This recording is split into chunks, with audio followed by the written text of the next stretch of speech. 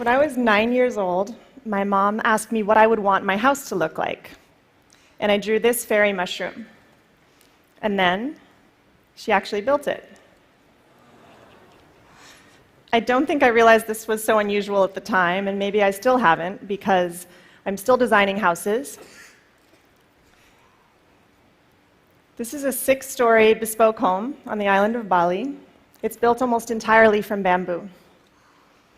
The living room overlooks the valley from the 4th floor. You enter the house by a bridge. It can get hot in the tropics, so we make big curving roofs to catch the breezes. But some rooms have tall windows to keep the air conditioning in and the bugs out. This room we left open. We made an air-conditioned tented bed. And one client wanted a TV room in the corner of her living room. Boxing off an area with tall walls just didn't feel right. So instead, we made this giant woven pod. Now, we do have all the necessary luxuries, like bathrooms. This one is a basket in the corner of the living room. And I got to tell you, some people actually hesitate to use it. We have not quite figured out our acoustic insulation. So there are lots of things that we're still working on. But one thing I have learned is that bamboo will treat you well if you use it right. It's actually a wild grass. It grows on otherwise unproductive land, deep ravines, mountainsides. It lives off of rainwater, spring water, sunlight. And of the 1,450 species of bamboo that grow across the world, we use just 7 of them. That's my dad. He's the one who got me building with bamboo. And he is standing in a clump of Dendrocalamus asper niger that he planted just 7 years ago. Each year, it sends up a new generation of shoots. That shoot, we watched it grow 1 meter in 3 days, just last week. So we're talking about sustainable timber in 3 years. Now, we harvest from hundreds of family-owned clumps. Patung, as we call it, it's really long, up to 18 meters of usable length. Try getting that truck down the mountain. And it's strong. It has the tensile strength of steel, the compressive strength of concrete. Slam 4 tons straight down on a pole, and it can take it. Because it's hollow, it's lightweight, light enough to be lifted by just a few men, or apparently, 1 woman.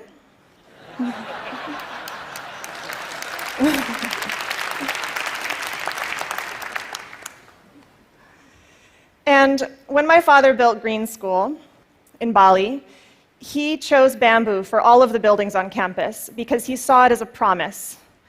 It's a promise to the kids. It's one sustainable material that they will not run out of. And when I first saw these structures under construction about 6 years ago, I just thought, this makes perfect sense.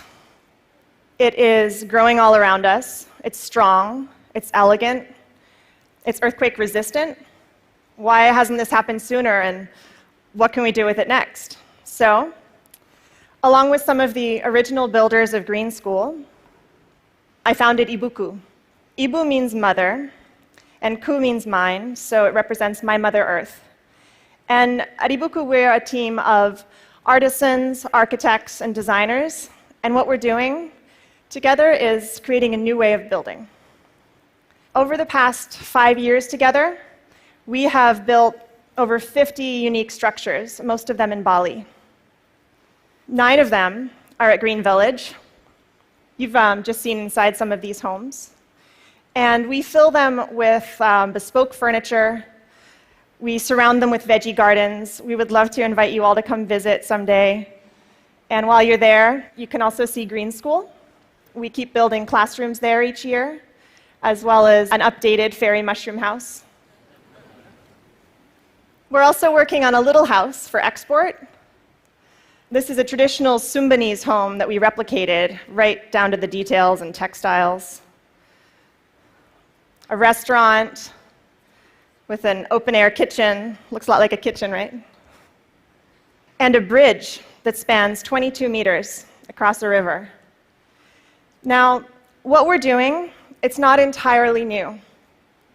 From little huts to elaborate bridges, like this one in Java, bamboo has been in use across the tropical regions of the world for literally tens of thousands of years. There are islands and even continents that were first reached by bamboo rafts. But until recently, it was almost impossible to reliably protect bamboo from insects. And so just about everything that was ever built out of bamboo is gone. Unprotected bamboo weathers. Untreated bamboo gets eaten to dust. And so that's why most people, especially in Asia, think that you couldn't be poor enough or rural enough to actually want to live in a bamboo house. And so we thought, what will it take to change their minds, to convince people that bamboo is worth building with, much less worth aspiring to? First, we needed safe treatment solutions. Borax is a natural salt. It turns bamboo into a viable building material. Treat it properly, design it carefully, and a bamboo structure can last a lifetime. Second, build something extraordinary out of it. Inspire people. Fortunately, Balinese culture fosters craftsmanship. It values the artisan. So combine those with the adventurous outliers from new generations of locally trained architects and designers and engineers. And always remember that you are designing for curving, tapering, hollow poles. No two poles alike, no straight lines, no 2x4s here. The tried and true, well-crafted formulas and vocabulary of architecture do not apply here. We have had to invent our own rules. We ask the bamboo what it's good at, what it wants to become. And what it says is, respect it, design for its strengths, protect it from water, and to make the most of its curves. So we design in real 3D, making scale structural models out of the same material that we'll later use to build the house. And bamboo model making, it's an art, as well as some hardcore engineering.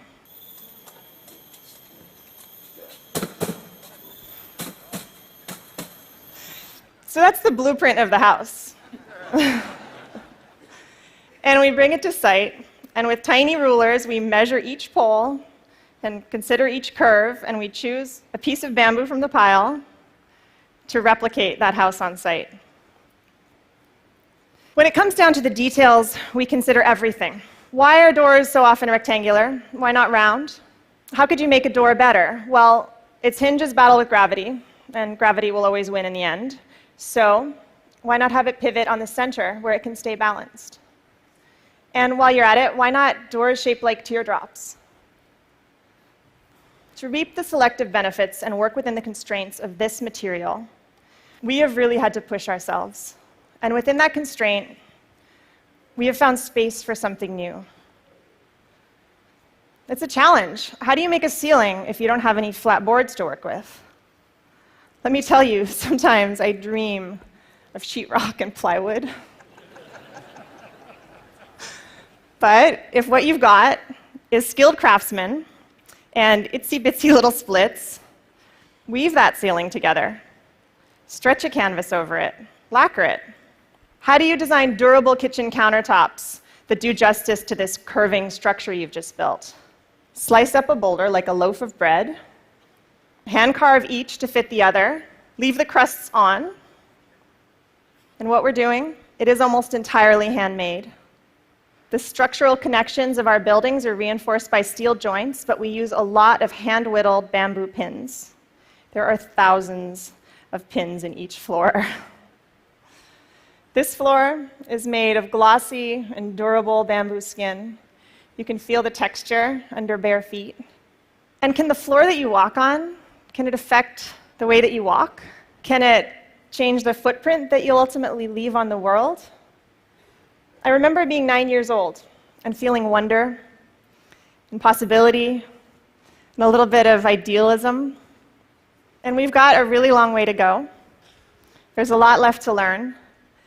But one thing I know is that with creativity and commitment, you can create beauty and comfort and safety and even luxury out of a material that will grow back. Thank you.